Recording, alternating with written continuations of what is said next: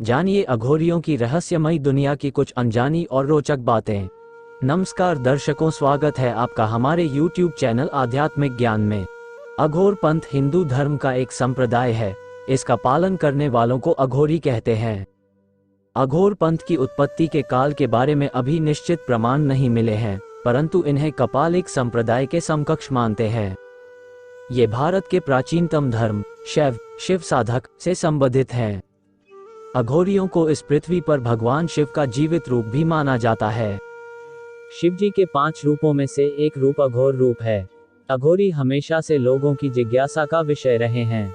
अघोरियों का जीवन जितना कठिन है उतना ही रहस्यमयी भी। अघोरियों की साधना विधि सबसे ज्यादा रहस्यमयी है। उनकी अपनी शैली, अपना विधान है, अपनी अलग विधियां हैं। अघोरी उसे कहते हैं जो घोर नहीं हो, यानी बहुत सरल और सहज हो, जिसके मन में कोई भेदभाव नहीं हो। अघोरी हर चीज में समान भाव रखते हैं। वे सड़ते जीव के मांस को भी उतना ही स्वाद लेकर खाते हैं जितना स्वादिष्ट पकवानों को स्वाद लेकर खाया जाता है। अघोरियों की दुनिया ही नहीं, उनकी हर बात निराली है। वे जिस पर प्रसन्न हो जाएं उसे सब कुछ दे देते हैं। अघोरियों की कई बातें ऐसी हैं जो सुनकर आप दांतों तले अंगुली दबा लेंगे। हम आपको अघोरियों की दुनिया की कुछ ऐसी ही बातें बता रहे हैं जिनको पढ़कर आपको एहसास होगा कि वे कितनी कठिन साधना करते हैं।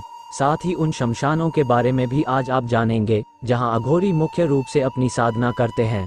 जानिए अघोरियों के बारे में रोचक बातें। 1. अघोरी मूलतः 3 तरह की साधनाएं करते हैं: शिव साधना, शव साधना और शमशान साधना। शिव साधना में शव के ऊपर पैर रखकर खड़े रहकर साधना की जाती है। बाकी तरीके शव साधना की ही तरह होते हैं। इस साधना का मूल शिव की छाती पर पार्वती द्वारा रखा हुआ पैर है। ऐसी साधनाओं में मुर्दे को प्रसाद के रूप में मांस और मदिरा चढ़ाई जाती है।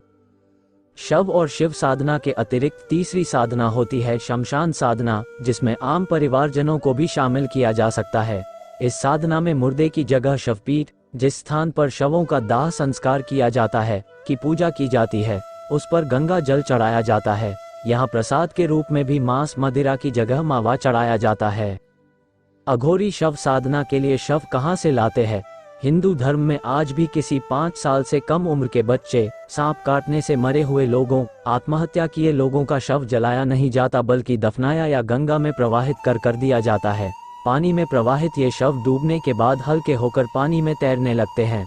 अक्सर अघोरी तांत्रिक इन्हीं शवों को पानी से ढूंढकर निकालते और अपनी तंत्र सिद्धि के लिए प्रयोग करते हैं। 2. बहुत कम लोग जानते हैं कि अघोरियों की साधना में इतना बल होता है कि वो मुर्दे से भी बात कर सकते हैं। ये बातें पने सुनने में भले ही अजीब लगे, लेकिन इन्हें पूरी तरह नकारा भी नहीं जा सकता। उनकी साधना को कोई चुनौती नहीं दी जा सकती। अघोरियों के बारे में कई बातें प्रसिद्ध हैं, जैसे कि वे बहुत ही हठी होते हैं। अगर किसी बात पर अड़ जाएं तो उसे पूरा किए बगैर नहीं छोड़ते। गुस्सा हो जाएं तो किसी भी हद तक जा सकते हैं। अधिकतर अघोरियों की आंखें लाल होती हैं, जैसे वो बहुत गुस्सा हो, लेकिन उनका मन उतना ही शांत भी होता है। काले वस्त्रों में लिपटे अघोरी गले में धातु की बनी नरमुंड की माला पहनते हैं। 3. अघोरी अक्सर शमशानों में ही अपनी कुटिया बनाते हैं, जहां एक छोटी सी धूनी जलती रहती है। जानवरों में वो सिर्फ कुत्ते पालना पसंद करते हैं। उनके साथ उनके शिष्य रहते हैं जो उनकी सेवा करते हैं। अघोरी अपनी बात के बहुत पक्के होते हैं। वे अगर किसी से कोई बात कह दें तो उसे पूरा करते हैं। 4. अघोरी गाय का मांस छोड़कर बाकी सभी चीजों को खाते हैं।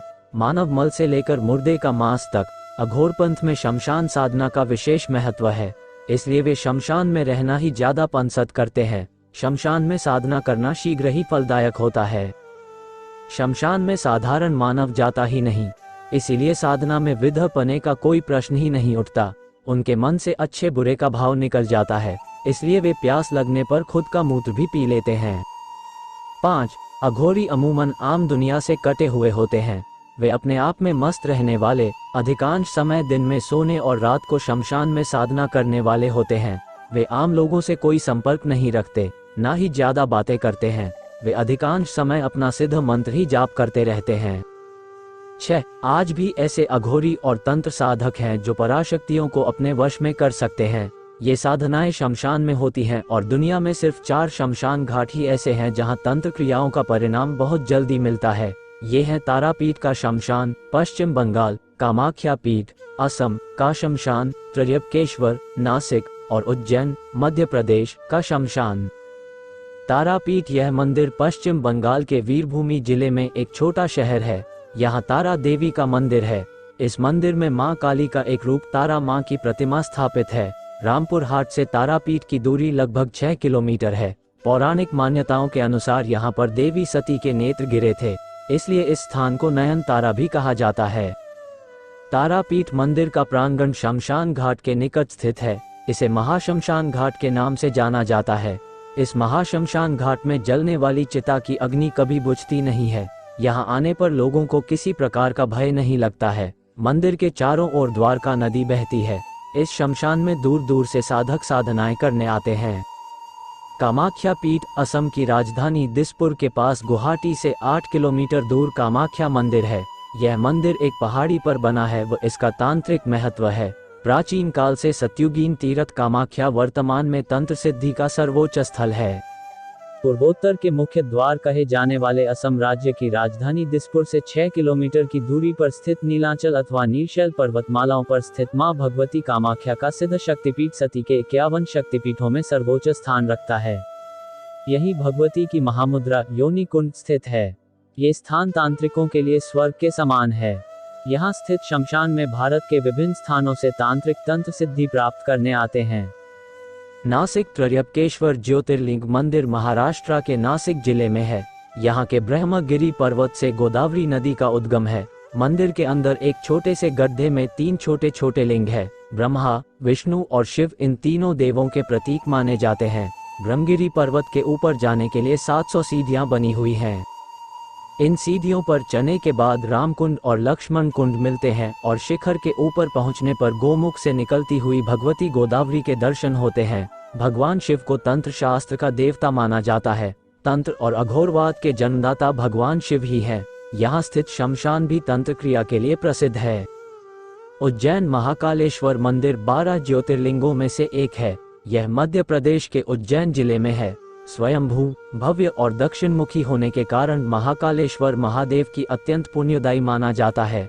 इस कारण तंत्र शास्त्र में भी शिव के इस शहर को बहुत जल्दी फल देने वाला माना गया है। यहाँ के शमशान में दूर दूर से साधक तंत्र क्रिया करने आते हैं। वीडियो को लाइक, शेयर और चैनल को सब्सक्राइब जरूर करें। धन्यवाद।